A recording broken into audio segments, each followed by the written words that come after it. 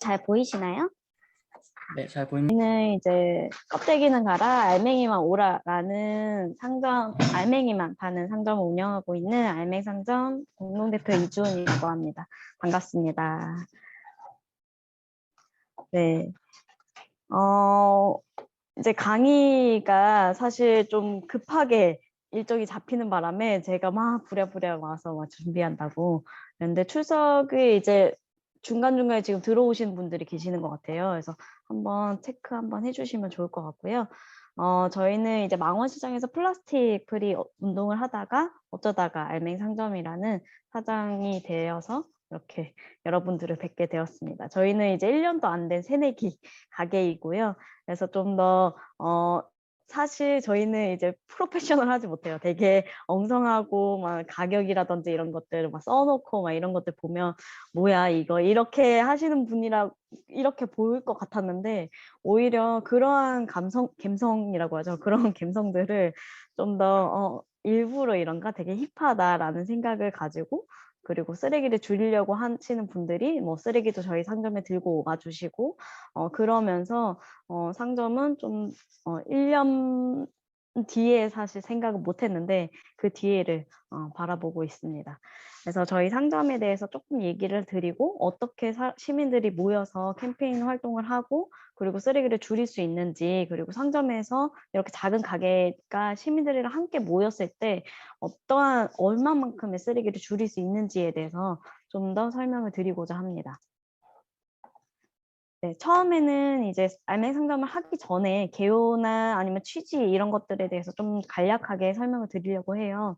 사실 이렇게 쓰레기들이 집 앞에 쓰레기 수거하는 날에면 이렇게 많은 쓰레기들이 버려지는데 이런 쓰레기들이 정말 제대로 재활용이 될까가 궁금했고 그렇게 찾아보다 보니 실질적으로 재활용이 안 되고 있는 걸 알게 되었습니다. 그래서 우리가 그러면 이렇게 쓰레기들을 버리기만 버리는데 일회성으로 버려지는 것들이 정말 당연시 여겨야 되나가 궁금했어요. 그런데 저도 마찬가지고 예전에는 이제 플라스틱 뭐 음료라든지 아니면 테이크아웃 잔이라든지 이런 것들이 당연히 재활용이 될 줄 알았고 그리고 표시사항도 다 있잖아요. 그렇기 때문에 당연히 세척해서 버리면 이게 재활용 우리가 열심히 분리수거 하니까 그게 당연히 분리수거가 되고 배출이 돼서 제대로 재활용이 될 거라고 생각했지만 실제적으로 아니라는 걸 알게 됐습니다. 그러면서 일회성으로 버려지는 것들이 정말 당연시 되는 것이 맞는가? 우리가 석유를 자원으로 착취하면서까지 이렇게 가지고 오는데도 불구하고 이것들은 진짜 일회성으로 그냥 버려지는 것들로 만들어지잖아요. 그것도 플라스틱은 보통 이제 저희가 수입을 해서 그 플라스틱으로 만들어내기 때문에 실질적으로 정말 그렇게 버려지는 것들을 그렇게까지 해서 우리는 버리기만 버리는데 제대로 재활용은 안 되고 그러니까 선순환이 안 되는 거죠. 그래서 이것들에 대해서 문제가 있다라고 해서 시작을 하게 됐습니다. 그중에 많은 쓰레기들 중에 저희가 좀 포인트 짚어서 한 것은 플라스틱입니다. 플라스틱은 실제적으로 이제 썩는데 500년 정도 걸린다고 하죠. 다른 뭐 비닐은 뭐 200년, 100년 이렇게 말하기도 하는데요. 실제적으로 이게 쪼개지면서 미세 플라스틱이 되고 있고 그 미세 플라스틱은 우리 몸속으로 들어오고 있죠. 그래서 이런 플라스틱이 문제다라고 생각해서 실제적으로 찾아보니까 우리가 세계 1위 플라스틱을 소비하고 있다라고 보도되고 있습니다. 실제적으로 이제 19년도 기준으로 쌀 소비량이 59kg라고 해요. 근데 59kg인데도 불구하고 플라스틱은 가볍운데 정말 이 수치를 보시면 알겠지만 엄청난 더 많은 플라스틱을 소비하고 있다라고 보는 거고요. 우리가 지금 쓰레기 중에 제일 많이 문제가 되는 것 중에 하나는 배달 음식입니다. 우리는 뭐 무슨 민족이죠? 하면은 이제 답이 나오죠. 배달의 민족이죠.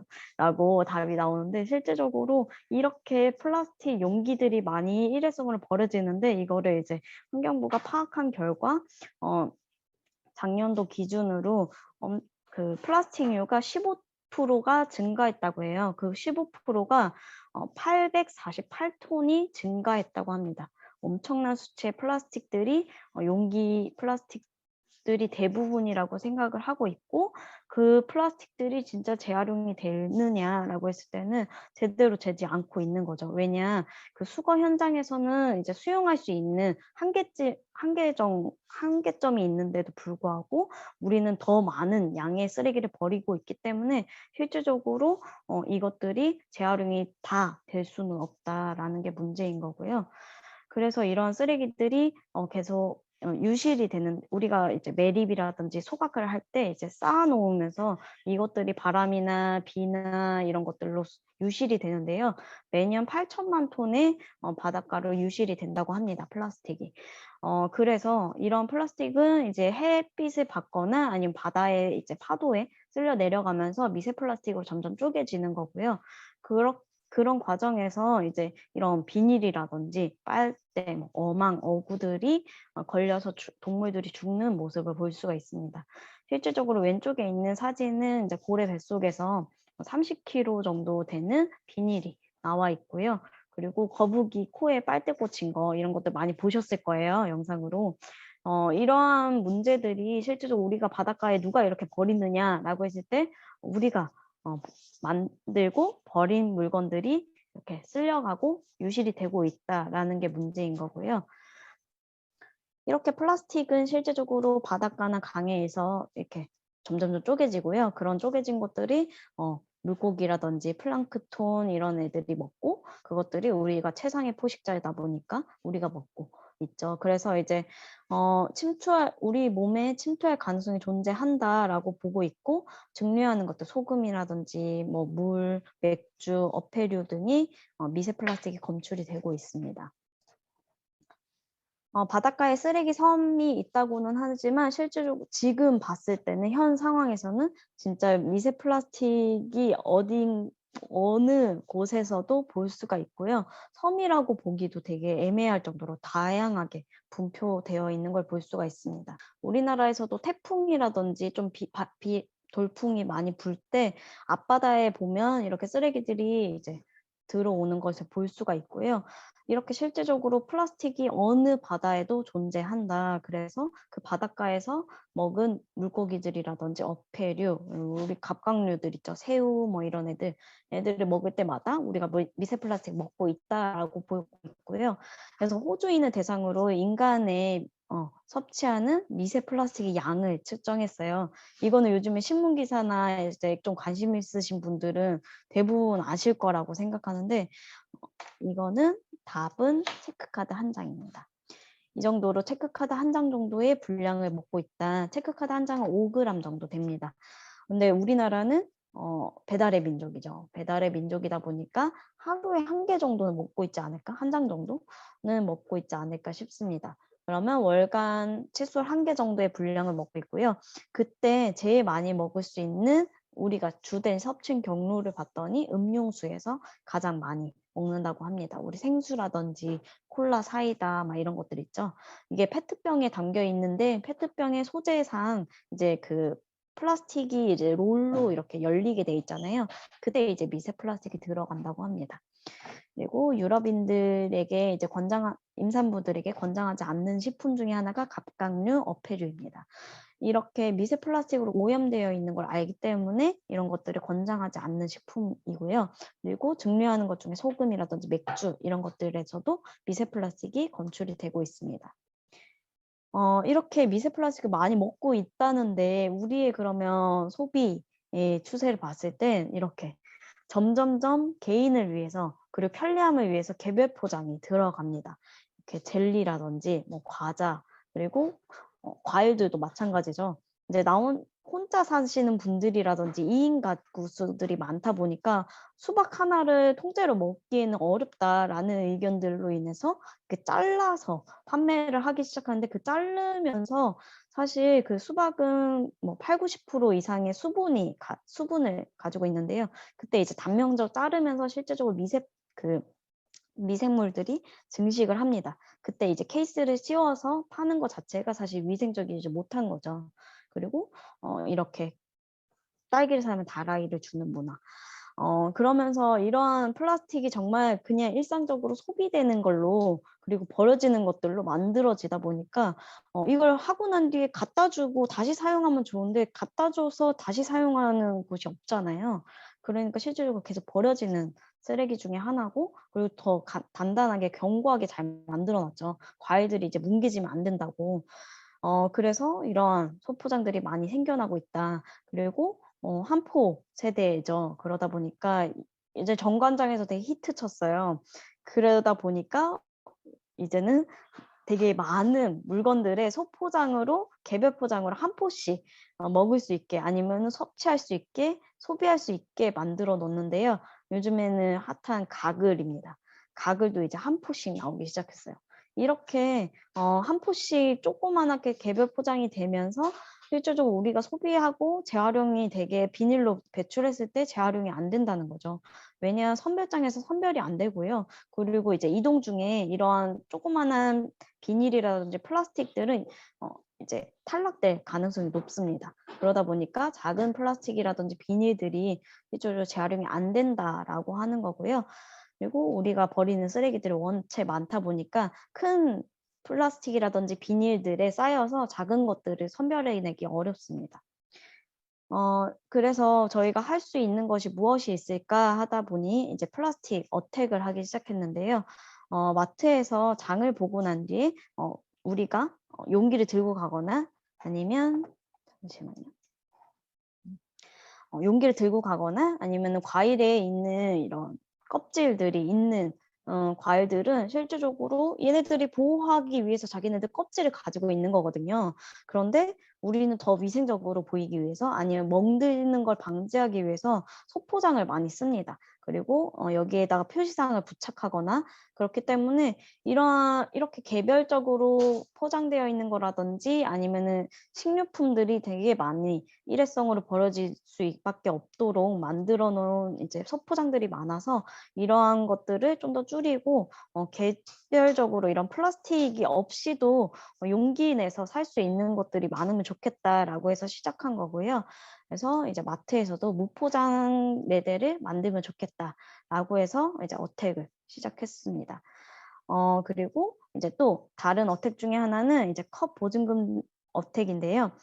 부활을 시켰어요. 사실 2008년도에 컵 보증금제가 있었습니다.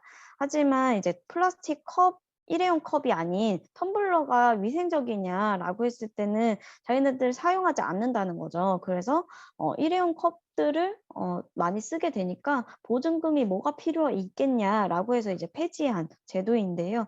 이것들이 그 폐지한 이후로 엄청나게 많이 소비되고 있고 버려지고 있기 때문에 이것들이 정말 필요하다. 수거가 됐을 때 세척해서 보관하고 이것들을 분리 배출하면 실제로 더 많은 플라스틱을 다시 재사용할 수 거나 아니면 재활용할 수 있는데도 불구하고 이게 관리가 안 되다 보니까 이제 보증금제를 도입했으면 좋겠다라고 해서 이제 부활을 시킨 거죠. 시민들이랑 컵을 이제 1시간 동안 줍기 시작했고요.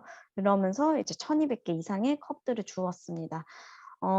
실제적으로 이제 90% 이상이 그러니까 89% 이상이 시민들이 컵 보증금제를 찬성하고 그리고 이제 일회성으로 버려지는 것들을 좀 더 줄여야 되지 않을까에 대해서 이제 시민들이 힘을 합쳐서 이제 온라인 액션도 하고 오프라인 액션도 했습니다. 그 결과 22년도에 이제 컵 보증금제가 부활됩니다.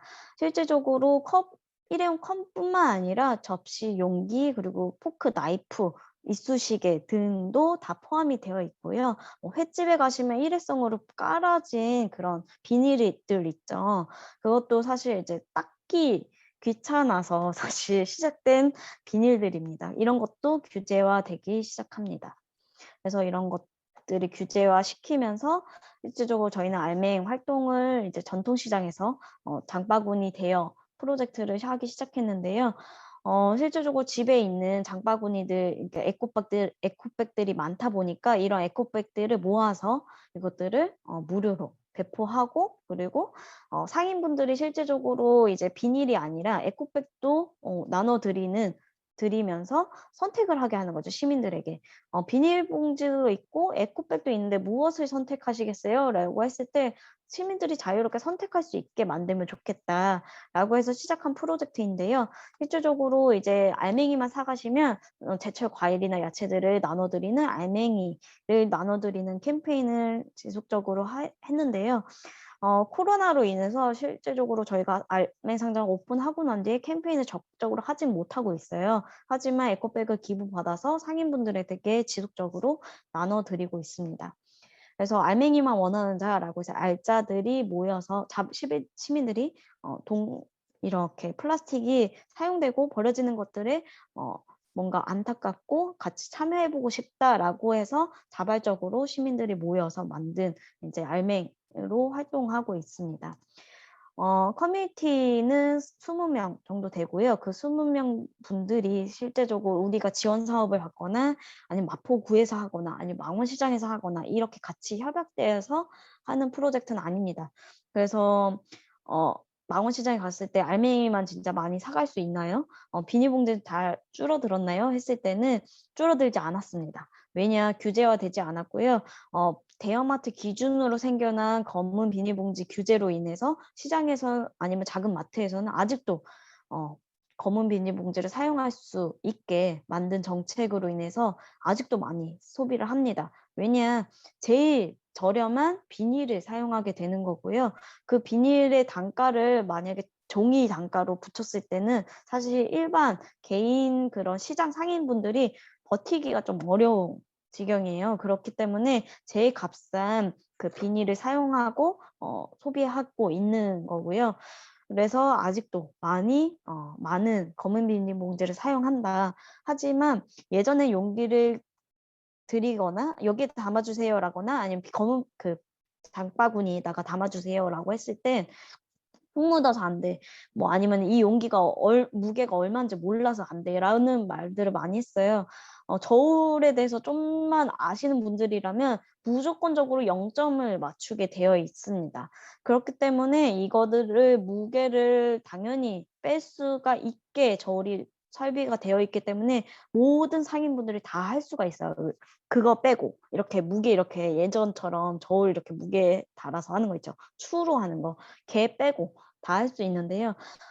그거 외에 할 수 있는데도 불구하고 잘 모르고 그리고 시장은 빨리빨리 소비하는 문화입니다. 돈 주고 바로 이제 건네주는 문화이기 때문에 이거를 에코백을 뭐 받아서 용기에 뭐 대고 이거 자체를 힘들어하세요.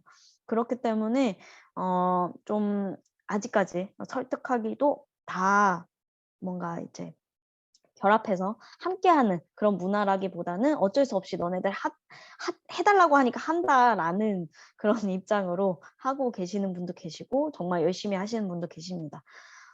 그런데 이러한 쓰레기들이 시장을 볼 때 이제 용기 냈을 때 거절하시는 상인분들이 없어지셨고 더 덤으로 주시는 문화들이 생겨났습니다.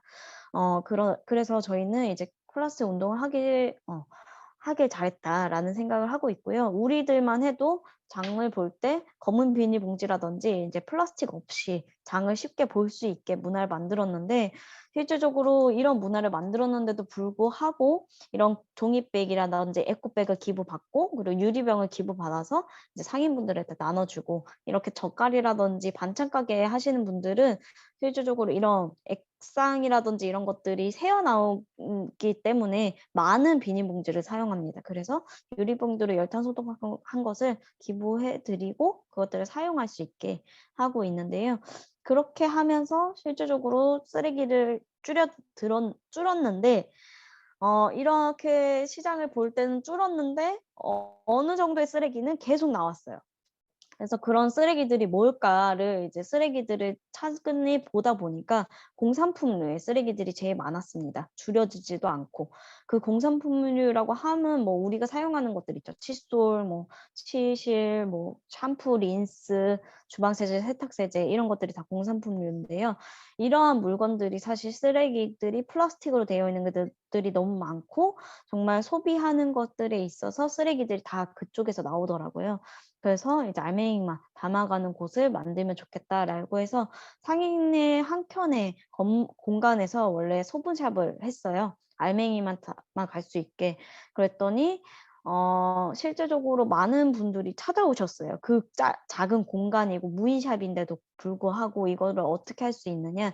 이 가치를 같이 하고 싶다."라고 하는 곳에 20 군데 정도를 선택해서 가이드라인을 만들어서 저희가 세제를 어떤 식으로 관리를 해야 되는지, 어디서 밸브를 공급받을 수 있는지 등을 이제 알려드렸습니다. 20 군데를 무료로 알려드렸고, 그곳에서는 이제 "카페에서 한 켠에 하고 싶다. 도서관에서 한 켠에 하고 싶다."라는 곳만 컨택했고요. 그런데도 불구하고 그 20 군데 중에서 한두 군데밖에 살아남지 못했습니다. 왜냐, 그 공간이나 그 공간을 유지하는 시간 대비로 이윤이 안 남는 거죠. 그래서 다 치워 버리셨더라고요. 그래서 이렇게 가이드라인도 배포하고 다 알려드렸는데도 불구하고 이 좋은 가치들을 나누고 싶은데 유지하기가 어려운 거예요. 그러다 보니까 그것들을 알고는 있었지만 현실이 너무 각박하다라고 해서 저희가 "그러면 한번 해 보는 게 어떻겠냐."라고 해서 이제 막 알짜들 중에 3 명에서 손들어서 저희가 알맹 상점, 알맹이만 담아가는 상점을 오픈했습니다. 작년 6월 15일 이맘때쯤에 오픈을 했고요. 그래서 외국에서는 이런 제로웨이스 샵의 구조들이 되게 많아요. 그런데 우리나라로 도입하기는 어렵습니다. 되게 많은 제도들이 걸려 있고, 그렇기 때문에 실제적으로 우리가 할 수 있는, 우리나라에서 할 수 있는 리필샵을 생각해서 고안해서 하고 있습니다. 그래서 샴푸, 린스, 뭐 바디워시 그런 물건들, 그리고 다양한 워크샵들도 운영을 하고 있는데요. 지금은 이제 코로나가 계속 심해져서 정식적인 워크샵은 하고 있지는 않습니다. 알짜들이 이제 샴푸바라든지 이런 거 만드는 워크샵을 진행하고 있습니다. 그래서 용기 들고 오면 알맹이만 담아가는 거죠. 그래서 실질적으로 쓰레기 양을 많이 줄일 수 있다. 그래서 알맹이만 들고 오시는 분들이 많아지시고 있고요. 그래서 내가 내용물만 들고 가는 샵이라고 생각하시면 됩니다. 근데 이렇게 하면서 제일 중요한 것은 재활용이 아니라 우리가 줄이려고 노력하는 것이 제일 중요하다. 근데 그 줄이려고 노력했을 때 실질적으로 우리 집 앞에 곳곳에 있으면 줄이는 데 쉽겠죠. 하지만 아직까지는 제도가 많이 걸려 있고 정책적인 것들이 많이 이제 걸려 있고, 그리고 화장품 소분이라든지 샴푸, 린스 이런 것들도 법적인 제지가 들어가 있습니다. 그래서 이제 뭐 자격증을 취득하고 식약처에 허가받고 이런 과정들이 있기 때문에 실제적으로 전문 샵들이 다 일괄적으로 다 생겨날 수 없는 구조를 가지고 있습니다. 그래서 우리가 할 수 있는 게 무엇이냐 해서 저희는 이제 샵을 운영하고 있지만, 개인적으로 하려면 이제 알맹이만 들고 가면 실질적으로 우리 집에서 쓰레기를 좀 더 줄일 수 있겠다라는 거고요. 흙이 묻더라도 내가 장바구니를 사용해서 알맹이만 들고 가는 것, 이런 것들이 중요할 것으로 보입니다. 그래서 검은 비닐 한 장이라도, 아니면 붕어빵을 살 때 용기를 냈을 때 나무 한 그루라도 줄일 수 있는 거죠. 그리고 배달 용기라든지 이런 것들을 시키지 않고, 배달 용기 같은 경우에 뜨거운 거, 플라스틱은 어쨌든 뜨거운 거에 담으면 환경 호르몬이 용출됩니다. 그렇기 때문에 건강상에도 문제가 많이 생겨나고 있고요. 그리고 성조숙증이라든지 불임이라든지 이런 환자들이 점점점 늘어나고 있기 때문에 실질적으로 배달 음식은 좀 더 지양해 주시고, 내가 산책 가는 겸 해서 용기를 들고 받아오시면 좋을 것 같습니다. 쓰레기 양도 줄일 수 있고, 그리고 정리하는 데 정말 편리합니다. 그래서 사실 환경부는 이제 "쓰레기를 줄여야 된다. 용기 내라는 것들을 하고는 있지만, 실질적으로 제일 여태까지 우리가 어렸을 때부터 교육했던 거는 분리배출입니다. 그래서 살짝 얘기를 드리자면, 분리배출이 안 되는 불가 품목들을 그냥 제일 헷갈려 하시는 것들을 좀 더 정리해 왔는데요. 뭐 과일 포장재라든지, 아니면은 이제 우리 초밥 용기라든지, 뭐 육류 담는 용기들, 이렇게 빨갛게 되어 있는 거가 실질적으로 음식을 담았을 때 맛있게 먹음직스럽게 보이려고 이렇게 빨갛게 모양이 되어 있다고 해요. 그런데 재활용이 되느냐라고 했을 때 재활용이 안 된다고 합니다. 왜냐, 우린 파쇄를 해서 이제 이걸 압착해서 다시 사용하거나 아니면 섬유질을 뽑아내는데요. 그때 이렇게 얼룩덜룩해진 섬유질, 이런 파쇄하는 물품들은 실질적으로 재활용이 되기 어렵습니다. 왜냐, 생산자가 아무도 가져가지 않기 때문이죠. 그리고 컵라면 용기라든지 빨갛게 묻어 있는 용기들, 이런 것들은 재활용이 안 되고요. 그리고 과일 포장재처럼 이렇게 이제 완충제들 있죠. 얘네들도 일반 쓰레기입니다. 그래서 플라스틱에 배출하시면 안 됩니다. 그래서 기본적인 사항들은 비우고 헹구고 분리하고 섞지 않는다. 이게 기본적인 원칙입니다. 그래서 소재별로 분리하는 과정이 제일 중요하고요. 그래서 이렇게 소재별로 분리를 하면 배출했을 때 재활용이 되느냐라고 했을 때 안 됩니다. 왜냐? 이렇게 잘게 우산처럼 잘게 쪼개지면 실제적으로 이제 그 선별장에서 탈락이 됩니다. 이런 작은 것들은. 그렇기 때문에 헤드 부분은 부러뜨려서 플라스틱, 그리고 비닐, 위에 이제 덮개는 비닐로, 그리고 나머지는 이제 철로 배출하시면 되는데요. 되게 다양한 복합 재질의 물건이기도 합니다. 그래서 이제 그러니까 쓰레기가 되지 않게 우산을 고치는 곳도 서울 지역에서는 있으니까 그런 것들을 좀 더 이용해 보시면 어떨까 싶습니다. 그리고 소재별로 분리해야지 재활용이 되기 때문에 이런 것들이 있다. 실질적으로 할 수 있는 것들 중에 하나가 이제 개인적으로 하는 거는 저는 쓰레기를 줍고 다닙니다. 요즘에는 이제 플로깅이라는 단어를 쓰는데요. 이런 플로깅들은 실질적으로 이제 시라든지 아니면 구청에서도 이런 움직임 이렇게 활동하는 것들이 많고요. 그리고 이제 이렇게 개인적으로 내가 산책하면서 쓰레기를 한두 개씩 주워 보는 거 이것도 좋은 것 같습니다. 예전에는 저도 쓰레기 하면 더럽다라고 생각했고, 그리고 쓰레기를 버리는 사람은 따로고 청소하는 사람이 따로인가? 이게 사실 저는 아니라고 생각했거든요. 그렇기 때문에 사실 버리는 사람의 교육이 정말 중요하고, 하지만 그것들을 버릴 때마다 저희가 가서 이거 버리시면 안 됩니다. 뭐 신고합니다. 막 이렇게 협박할 수도 없는 노릇이잖아요. 그러니까 실질적으로 그렇게 쓰레기, 담배 꽁초라든지 이런 것들 버리는 순간 그 앞에서 쓰레기를 주우면 희한하게 눈치 보면서 결국에는 가지고 가시는 분들이 많으시더라고요. 뭐 아니면 호주머니에 이렇게 넣거나 아니면은 이렇게 그냥 들고 계시다가 뭐 몰래 버리시거나 하시겠죠. 네, 그러신 분들이 많기 때문에 실질적으로 이렇게 쓰레기를 버리는 것 자체가 아닌데라는 걸 다 알고 있어요. 다 배워왔고. 그렇기 때문에 이런 쓰레기들을 실질적으로 버리는 것도 주우면서 활동하는 사람들도 많이 생겨나고 있다. 그래서 이렇게 비영리 단체를 가지고 계시고 해양 쓰레기들을 주우러 다니시는 네, 기대라고 분들이 많이 묻지 말고. 야. 많이 계십니다. 네. 누군가가 기댄 거야. 목소리가 누가 들리시네요. 네. 네, 그래서 저희가 상점에서 실질적으로 하는 것들 중에 하나는 이렇게 쓰레기를 주우는 캠페인도 한번 해봤고, 어택도 담배꽁초 어택을 해봤는데요. 저희가 이제 화장품 용기 어택이 아직 마무리가 안 돼서 그것들을 하고 하반기라든지 이런 때 좀 적극적으로 다시 진행을 해볼 예정입니다. 이거는 뒤에서 짧게 설명을 드릴게요. 1층에는 저희가 물물 교환센터가 있습니다. 여기서는 무인샵을 운영하고 있는데요. 그냥 아나바다 운동의 작은 버전이라고 생각하시면 되시고요. 내가 사용한 그런 것들이 나는 안 쓰는데 뭔가 이제 팔기는 좀 애매하고 버리기에도 애매한 그러한 사용할 수 있는 물건들을 가지고 갖다 놓으시면 그것들을 사용하시고 이제 적어가시는 거죠. 잘 쓰겠습니다라고 적어가시면서 공유가 되고 있는데요. 1년도 안 된 사이에 1,400개 이상의 물건들이 공유가 됐습니다. 그리고 커뮤니티 회수센터라고 해서 이제 쓰레기들, 재활용이 안 되는 쓰레기들을 받고 있는데요. 그런 쓰레기들 중에 이제 받으면서 아이들에게 교육도 하고 어른들한테 교육도 하고 정말 재활용이 왜 안 되는지 그리고 이렇게 버려야지 재활용이 된다라는 것들을 알려드리고 하고 있습니다. 그래서 이제 쓰레기 쿠폰도 찍어드리고 이제 선물도 나눠드리는데요. 그 중에 이제 쓰레기가 누락이 되는 플라스틱 중에 손바닥보다 작은 플라스틱들 얘네들은 그 선별장에서 선별이 잘 되지 않습니다. 왜냐 우리가 버리는 쓰레기들이 원체 많다 보니까 작은 것들이 선별이 되기가 어렵고요. 그래서 재활용이 안 돼서 저희가 모아서 색깔별로 분리해서 취합자개를 만드는 데 보내고 있습니다. 요즘은 플라스틱 방앗간도 이제 협약해서 하는 가게들이 많아지고 있는데요.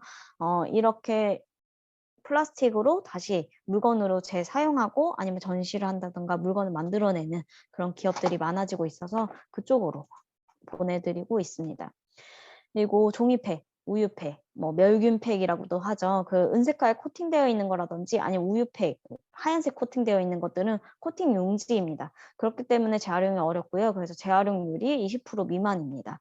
그래서 우리가 박스 버리는 데다 버리다 보면 실제적으로 재활용이 안 되고 있고요. 그것들을 동사무소라든지 집 앞에 수거장이 있으면 수거하는 데다 보내셔야지, 넣으셔야지 재활용이 됩니다.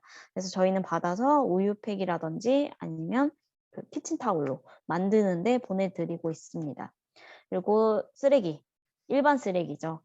커피 찌꺼기. 우리나라는 커피가 이제 생산되는 국가는 아니다 보니까 실제적으로 이런 쓰레기들이 일반 쓰레기로 되게 많이 버려집니다. 세계 소비 5위 안에 들 정도로 우리나라는 커피를 많이 먹는데요. 그런데도 불구하고 이런 찌꺼기들은 계속 버려지고 있다라고 해서 이제 커피 큐브라는 곳에 보내져서 화분이라든지 연필로 만들어서 판매하고 있습니다. 그리고 이런 운동화 끈, 얘네들도 나일론 소재죠. 얘네들은 플라스틱 소재이기 때문에 실제적으로 운동화 사셨을 때 거절하시는 게 제일 중요하고요. 이런 것들을 모아서 주머니 끈이라든지 이런 파우치 끈으로 만들어내고 있고요. 실리콘도 모으는 데가 없어서 재활용이 안 되고 있어서 그것들을 모아서 저희가 이제 수출이라든지 수입하는 곳에 보내지고 있습니다. 그리고 이제 지금은 받지 않는 품목 중에 하나인데 이거는 젓가락입니다. 일회용 젓가락으로 비누 받침대를 만드는 워크숍이라든지 이런 거를 한다고 이제 모았었는데요. 이 만드시는 분이 갑자기 바빠지시는 바람에 저희랑 같이 지금 워크숍을 운영하고 있지는 않습니다. 그래서 이런 것들도 자원이 될 수 있다. 그래서 반년 동안 모은 작년에 기준으로 677kg의 쓰레기 양을 모았고요. 실질적으로 올해 안에는 1월부터 3월까지 800kg 이상을 플라스틱이라든지 쓰레기를 자원 순환시켰더라고요.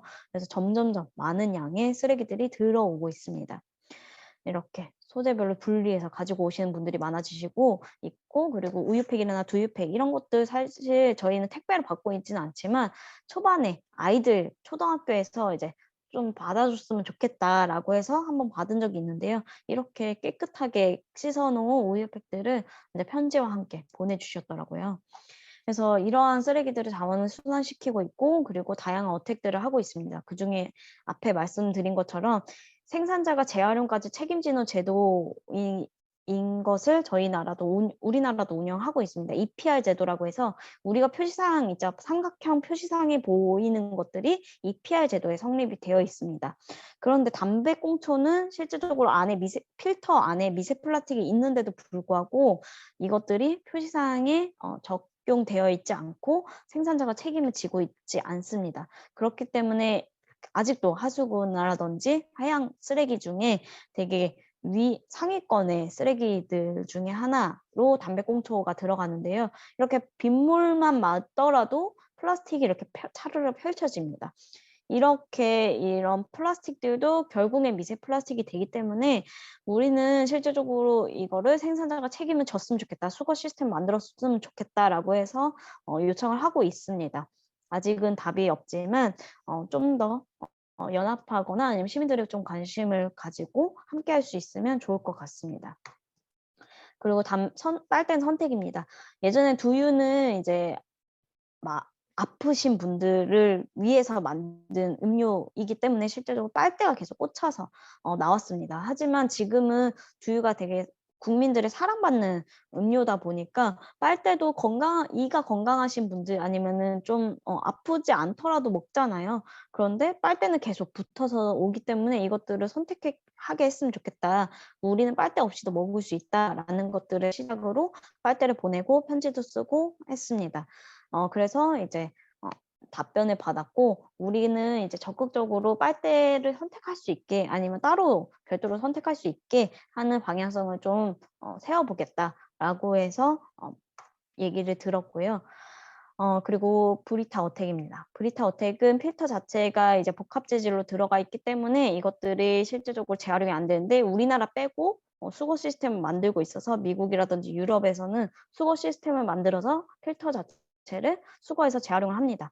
근데 우리나라는 계속 재활용이 됩니다, 배출하세요 라고만 답을 받아서 이것들을 모아서 해킹도 하고, 해킹이라고 하면 이제 구멍을 뚫어서 내용을 걷어내고 다시 채워넣고 그것들을 다시 사용할 수 있게 해킹을 하고, 그리고 이제 서명 운동도 받아서 브리스타 코리아한테 말씀드렸고요. 10,000명이 넘는 서명 운동을 받아냈습니다. 그래서 실질적으로 브리스타 코리아에서는 올해 안으로 수거 시스템을 만들겠다라고 답변이 받은 상태입니다. 그래서 실제적으로 이렇게 적극적으로 시민들이 모여서 이런 프로젝트라든지 아니면 쓰레기들이 될 수 있는데도 불구하고 재활용이 안 되는 것들을 직접적으로 말씀드리고 어택을 하고 있습니다. 이렇게 어택을 하면서 우리의 시스템, 우리가 사용하는 시스템도 우리는 계속 텀블러를 들고 다니고 용기 들고 다니지만 실제적으로 뭐 공연장이라든지 이런 데서도 직접적으로 그런 시스템을 깔아주면 쓰레기를 줄일 수 있잖아요. 그래서 생겨난 기업들이 많이 있습니다. 트래시버스터즈 아니면 뭐 피넛 이런 곳에서는 이제 용기를 대여하는 서비스를 하고 있습니다. 이제 용기를 갖다 주시면 다시 보증금을 돌려드리고 그 다시 돌려받은 것들로 세척해서 다시 다른 곳에 이동하면서 이제 대여 서비스를 하고 있는데요. 서울의 이제 CGV에서도 한두 군데에서 이제 이런 트래시버스터즈의 용기로 다시 잘 사용할 수 있게 하는 거를 한다고 합니다. 그래서 CGV나 팝콘이나 콜라 이런 거에서도 쓰레기들이 너무 많아도 버려지고 있기 때문에 이런 것들이 좀 더 시스템적으로 구축되면 좋겠다라는 것들을 하고 있고요. 그리고 외국에서는 하는 것 중에 하나가 이제 그 보증금을 이제 기계에다 넣으면 돈을 돌려주는 그런 판트 제도를 운영하고 있습니다. 이 판트는 이제 300원 정도 되고요. 내가 페트병을 깨끗하게 세척해서 기계에 넣으면 300원 정도를 돌려받습니다. 그래서 유럽에서의 이런 플라스틱 페트병 재사용 아니면 수거율은 90% 정도 된다고 합니다. 그래서 실질적으로 우리나라에서도 곳곳에 이런 판트 제도가 있으면 좋겠다라는 거고요. 그리고 음식물에 대한 이제 새겨 넣는 것들, 라벨링 하는 것들, 아니면 우유 ATM기라고 해서 이제 용기를 들고 가면 우유를 받아 먹는 것들, 이런 것들로 인해서 실제로 쓰레기를 줄일 수 있는 거죠. 그래서 우리나라도 이런 것들이 좀 더 도입이 되면 좋겠다라는 거고요. 저희 상점은 이렇게 쓰레기를 줄이고 쓰레기를 받고 교육도 하고 그리고 1층에 공유센터를 이용해서 이제 공유도 하고 이런 것들을 하고 있습니다. 네, 저희가 이제 요청하신 시간은 사실 40분이었는데 3분을 넘어섰습니다. 네, 죄송하고 사실 이제 질의응답을 좀 더 받는 시간이 확보됐으면 좋겠다라고 하셔가지고 이제 좀 궁금하신 사항이라든지 이런 것들이 있으면 질문해 주시면 좋을 것 같습니다. 네, 이주윤 네, 대표님 좋은 고맙습니다. 말씀 감사합니다. 네, 저희는 지금 바로 질의응답 시간으로 넘어가도록 하겠고 학생들이 줌에 있는 손들기 기능을 이용하면은 제가 이름을 호명할 테니 그 질문을 듣고 답변 부탁드리겠습니다. 네, 먼저 스카우트 네, 여러분들 네.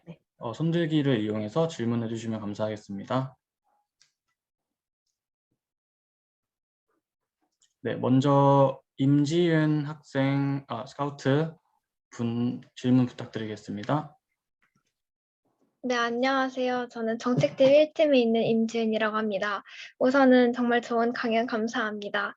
제가 고맙습니다. 궁금한 건 두 가지 사항인데요. 첫 번째는 알맹 상점에서 자원회수센터를 운영하고 있는 걸로 알고 있습니다.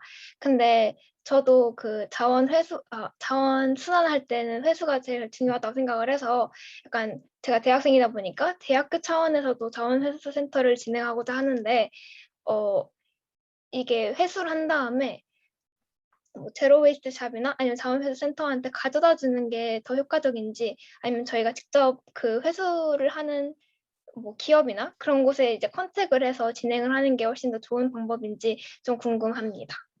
네, 그리고 네. 그리고 연달아서 하고 제가 답변 드리도록 하겠습니다. 네, 그리고 두 번째는 제가 원래부터 환경에 관심이 많아서 약간 캠페인이라든가 아니면 다양한 뭐 이벤트 같은 걸 참여를 되게 많이 했어요.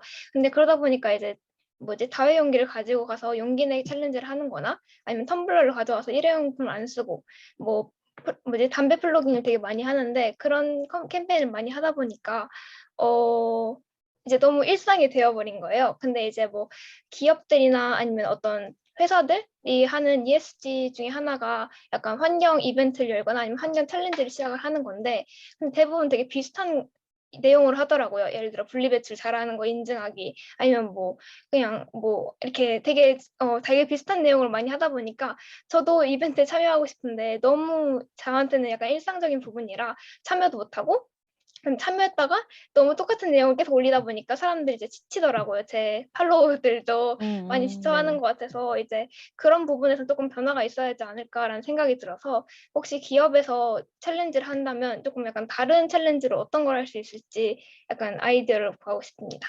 네, 이상입니다. 네. 네, 고맙습니다, 지은님. 일단 첫 번째 이제 자원순환센터에 대해서 좀 설명을 드리면, 사실 저희 제로웨이즈 샵도 마찬가지고 저희 상점도 그렇고 수거 시스템, 그러니까 수거 지점입니다.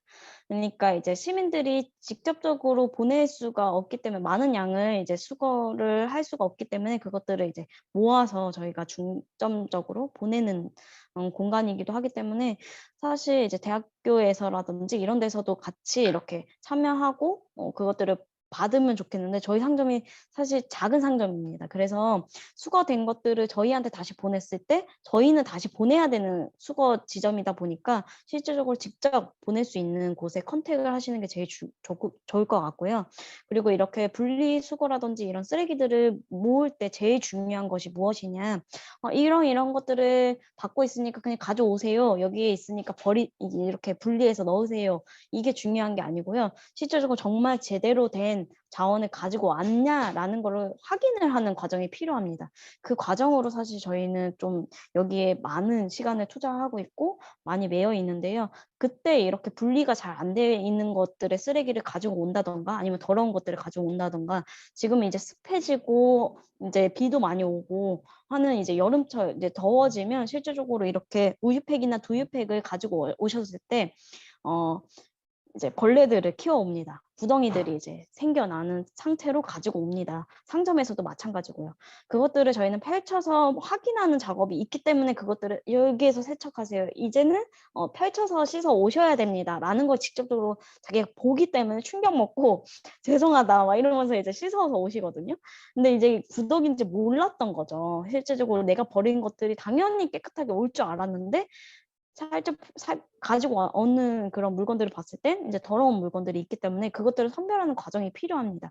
그래서 많은 시간과 이렇게 매여 있는 시간들, 아니면 지켜야 되는 시간들이 있고, 그리고 이렇게 하더라도 이제 뭐 사실 뭐 아파트 앞에서 이런 데서 하고는 싶죠, 저희도. 그런데 그랬을 때 지키는 사람이라든지, 그리고 이제 담배 수거 시스템 뭐 구축되어 있는 곳이 연세대나 이제 연세대와 강남의 한복판에 그 거점 시스템이 구축이 되어 있거든요, 담배꽁초를. 근데 담배꽁초 외에도 다른 것들이, 쓰레기들이 계속 들어간다고 해요. 그렇기 때문에 실질적으로 무인으로 운영했을 때 계속 다른 쓰레기들이 들어가서 그걸 선별하는 과정이 필요하거든요. 그렇기 때문에 시스템적으로 관리가 안 되면 이 자원회수센터를 안 하느니만 못해져요.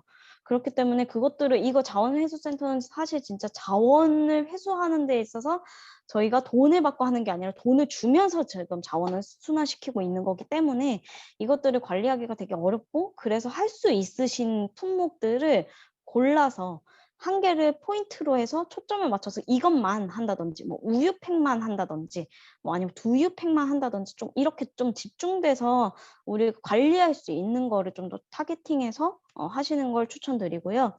그리고 이제 뭐 그 환경부라든지 이런 캠페인에 대해서 얘기를 주셨는데, 사실 그렇습니다. 요즘 얼마 전에 올라온 인스타 그 홍보를 보니까 환경부에서 이제 리필샵을 이용을 해달라라는 캠페인이 올라왔더라고요. 하지만 저희는 사실 빡쳤습니다. 왜냐, 리필에 대한 것들이 풀어내지 못했어요, 환경부에서는. 그리고 규제를 계속 하고 있거든요.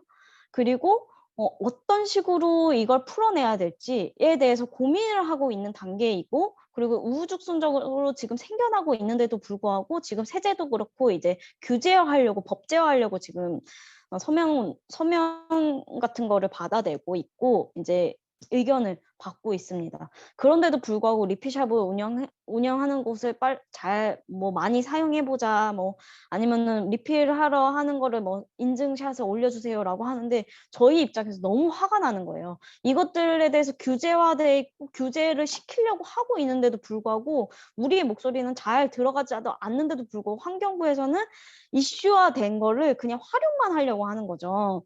그래서 뭐 용기 내라든지 아니면은 뭐 분리배출이라든지 리필샵을 이용해보라라는 얘기들의 캠페인만 밖에 안 나오는 것 같아요.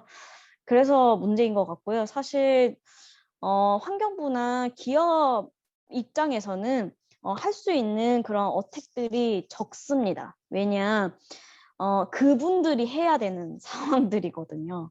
규제화해야 되고 법제화해야 되고 그리고 기업에서는 그거 시스템을 변화시켜야 되고 기계 설비를 바꿔야 되고 그렇게 하는 것들의 일련의 과정들이 다 필요하고 그것들이 다 돈이고 하기 때문에 움직이는 건 시민들이 모여서 움직이는 캠페인을 해야 되는 것이거든요. 그렇기 때문에 아쉽지만 기업이나 이런 환경부에서 하는 그런 캠페인은 어쩔 수가 없다. 이게 한계점이 있다라는 거고 아이디어를 준다고 한들 진짜 법제화 만드는 거나 그냥 의견 제안서밖에는 답이 없습니다.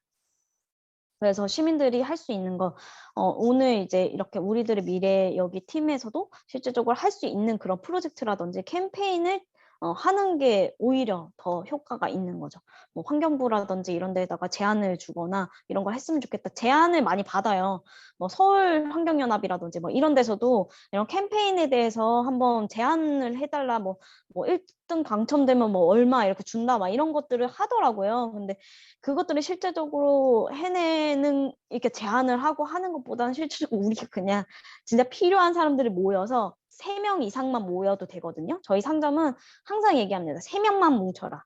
저희 상점은 3명이 뭉쳤고요. 그래서 만들어낸 결과이기도 합니다. 그래서 뜻이 모인 사람들이 뭉쳐서 의견을 조율하고 만들어내는 걸 추천드립니다. 네, 네, 감사합니다. 다음 질문으로 넘어가도록 하겠습니다. 사업팀 1의 권나연 씨, 네, 질문 부탁드리겠습니다. 네, 안녕하세요. 사업팀 1 권나연입니다. 먼저 강연 너무 재밌게 잘 들었고 저도 알맹 상점 몇 번 가봤는데 너무너무 잘 이용하고 있습니다. 제가 맞습니다. 질문 드리고 알맹러였군요. 제가 질문 드리고 싶은 거는 이제 대형마트에도 리필 스테이션이 점점 들어오고 있는 추세인데 이에 대해서 어떻게 생각하시는지 궁금하고 그리고 현재 대형마트의 리필 스테이션 같은 경우에는 제품에 이상이 있을 경우 전부 대형마트 측의 책임이 되기 때문에 이 문제에 대해서 꺼리고 품목도 굉장히 제한적인 걸로 알고 있습니다. 이 문제를 해결하기 위해서는 어떤 방안이 있을지 그리고 어떤 제안을 할 수 있을지가 궁금하고 마지막으로 그 롯데백화점에도 이런 제로웨이스트 샵이 하나 들어선 걸로 알고 있어서 혹시 대형마트에 입점을 해서 뭐 지점을 늘린다든지 하는 방식으로 접근성을 늘릴 생각은 없으신지 그리고 만약에 그게 불가능하다면 어떤 부분에서 문제가 돼서 그걸 실행하기가 어려운지 여쭤보고 싶습니다. 네. 고맙습니다, 나연님. 저희는 사실 많은 곳들의 컨택을 받고 사랑을 받고 있습니다. 그래서 사실 이제 이런 롯데백화점, 뭐 대형마트 이런 데서도 연락이 당연히 왔습니다. 그리고 팝업이라든지 아니면 지점이라든지 분점이라든지 이런 문의들이 계속 오고 있고요. 기업에서도 같이 하고 싶다라는 의견을 주셨는데 실질적으로 저희가 하는 방향성이 좀 어렵습니다. 왜냐 화장품 같은 경우에는 이제 자격증이 취득이 돼야 되고 그 공간을 허가를 받아야 됩니다. 식약처에. 그렇기 때문에 이제 백화점이라든지 대형마트 아니면은 이제 지점 곳곳에 만들기는 어렵고요. 왜냐 그 한 자격증으로 한 사람만 낼 수가 있습니다. 그래서 암만 저희가 다 내더라도 3명밖에 못 내는 거예요. 그래서 그렇게 실제적으로 할 수 있는 방향성이 부족하고요. 그리고 이제 이런 리필샵이 좋지만 대형마트 기준으로 많이 이마트라든지 이런 것들이 생겨나고 있고 하고 있지만 저희는 응원합니다. 그리고 그 이마트에서 뭐죠? 에코티크. 거기서도 저희가 사실 에코티크가 처음부터 저희가 18년도부터 리필 물품 19년도 초반부터 리필 제품을 받을 때 이걸 세척해서 다시 이제 갖다 드리는 그런 것들을 이제 세척해서 그 용기에다 다시 담아주는 것들을 에코티크에서 해주고 계시는데요. 그때 저희가 계속 얘기했어요. 우리랑 같이 리필샵 한번 해보자. 라고 해서 계속 얘기를 하고 했었는데 안 한다고 하더라고요. 왜냐, 좀 알고 계신 거에 좀 달라요. 왜냐, 어떤 게 다르냐면요. 화장품이라든지 세제들은 물건을 팔았을 때, 만약에 문제가 생겼을 때, 그때 법적인 제지라든지, 해당 사항에 이제 그 법제화하는, 그러니까 뭐 규정하는 그런 책임지는 사람이 책임 판매업자가 아니고 생산자입니다. 아직까지는. 화장품도 마찬가지고요. 그래서 그거를 총대를 메고 내가 리필을 하게끔 만든다라든지 아니면 배포를 한다든지 이렇게 하고 있지 않습니다. 왜냐, 이렇게 리필을 하고 문제가 터졌을 때, 진짜 문제가 터졌을 때 문제가 되는 곳은 판매업자가 아니라 이런 생산업체이기 때문에 실질적으로 그렇게 총대를 메고 자기네들이 하려고 하진 않고 있고요. 그 에코티크도 사실 이마트 환경부랑 협약해서 했던 이유 중에 하나는 시범 사업이기도 하고, 그리고 당연히 돈이 많이 들어갔겠죠. 그렇게 보고 있고, 이러한 리필 용기들이 실제적으로 우리가 사용하는 리필 용기들이 재사용을 할 수 있게끔 만들어 놓은 법이 없습니다. 그렇기 때문에 이러한 법적인 문제들이 문제입니다. 그래서 우리는 쓰레기를 줄이려고 리필샵을 만들었지만 실질적으로 내 용기 자체를 들고 갔을 때 리필을 할 수 있느냐라고 했을 때 뭐 딱히 세제는 나와 있는 건 아직까지는 없고요. 법제화되지 않아서. 근데 화장품 같은 경우에는 법적으로 진짜 따졌을 때 법이 위반이 될 수도 있습니다. 그래서 이러한 부분이 문제이기도 하고요. 이러한 리필에 대해서 리필 문화를 확산시키기 위해서는 정해진 용량과 정해진 규격으로 리필을 할 수 있게끔 만들어 놓은 이 법안이 실질적으로 쓰레기를 줄이는 법안이 전혀 아닙니다. 왜냐, 리필만 하러 가는 거지 그냥 쿠팡에서 인터넷으로 쇼핑한 거랑 똑같아요. 똑같은 용량에 그 정해진 규격의 용기를 사용할 수밖에 없게 만들면 뭐하러 이걸 리필합니까? 저희랑은 정책과 이런 법률적인 부분이 계속 부딪히고 있어서 화장품 협회라든지 아니면 환경부라든지 아니면은 저 청와대도 갔다 왔거든요. 그래서 청와대라든지 이런 데서 적극적으로 저희는 정책적으로 변화해야 된다. 너네들이 2050년에 뭐 환경 뭐 그런 거 한다, 이제 탄소 저감 뭐 이런 문화를 한다고 하는데 절대 이건 나올 수가 없는 문화다라는 것들을 계속적으로 지속적으로 어필하고 자문하고 있습니다. 그렇기 때문에 좀 더 적극적으로 변해야 될 것 같고요. 저희는 이런 샵들이 많아지면 좋겠지만 저희는 일부 더 늘리지 않고 있고요. 좀 더 여기를 좀 더 다지고자 하고 있고, 저희가 지금 하고 있는 프로젝트 중에 6월 중순쯤에 서울역에 플라스틱 달고나라는 거를 이제 운영합니다.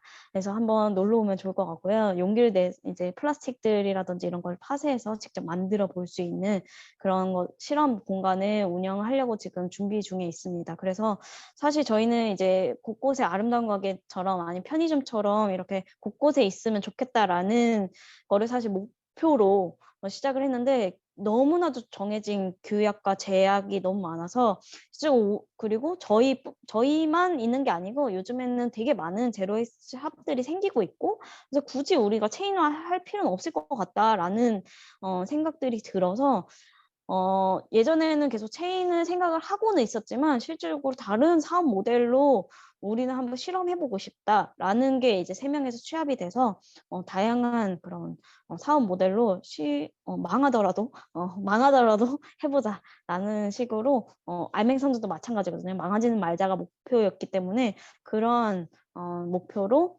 다른 사업을 좀 더 구상하고 시도해 보려고 하고 있습니다. 그래서 체인화하면 사실 똑같아지잖아요. 똑같아지고 재미가 없고 저희도 재미가 없고 그래서 그런 공간에서 자기 뭐 지역이라든지 지방에서도 다른 무포장으로 할 수 있는 그런 것들이 또 많거든요. 그래서 그 지역에서 할 수 있는 특산물이라든지 이런 것들을 할 수 있기 때문에 그 공간에서 살릴 수 있는 건 살려드리고, 저희가 하고 있는 거는 이제 무포장으로 들고 오는 물건들이 사실 무포장을 들고 오기가 어려워요. 이제 포장지가 처음부터 되어 있는 상품들이 워낙 많다 보니까 그것들을 까내려면 1000개 아니면 10,000개 이상의 물건들을 사입을 해야 되는 조건을 걸거든요. 기업 입장에서는. 그렇기 때문에 그런 것들 때문에서 저희가 이제 총대를 메고 사실 도매몰을 운영하고 있습니다. 사업자들 대상으로. 그래서 그런 것들을 운영하게끔 안내도 드리고 컨설팅도 해드리고 그렇게 그냥 유지할 수 있게, 그리고 사업이 망하지 않게 하기 위해서 저희가 열심히 중간에서 하고 있습니다.